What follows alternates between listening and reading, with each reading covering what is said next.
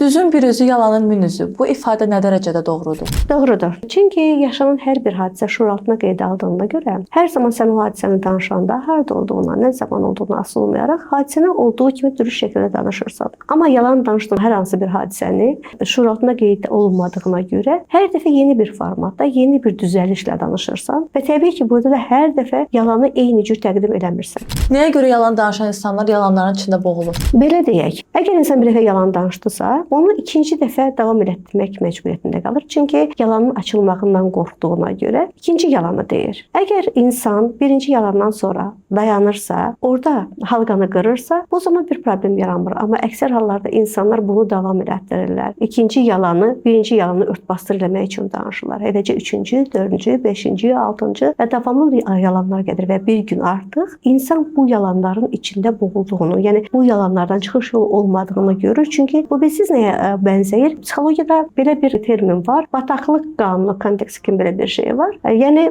bildiyimiz kimi insanın bədəninin xüsusi çəkisi bataqlığın xüsusi çəkisindən yüngüldür. Normal halda insan bədəninin xüsusi çəkisi suyun xüsusi çəkisinə yaxındır. Hardasa 985 1050 kiloqram kub metrdir. Amma bataqlığın xüsusi çəkisi 1100-1300 aralığı təxminən kiloqram kub metrdir. Ona görə də əslində normal şəraitdə insan bataqlıqda batmamalıdır. Əgər sükunət vəziyyətini alırsa, insan bataqlığın üzərində qalmalıdır. Amma insan həmin an üçün nə edir bataqlığa düşəndə? Panikaya düşdüyünə görə hərəkət edir, əl-qol atır və neçədə insan batır. Məhz ona görə də yalan danışan insan əgər yalanını vaxtında dayandırmayacaqsa, bir müddətdən sonra bu yalanlar bataqlığında məhv olur.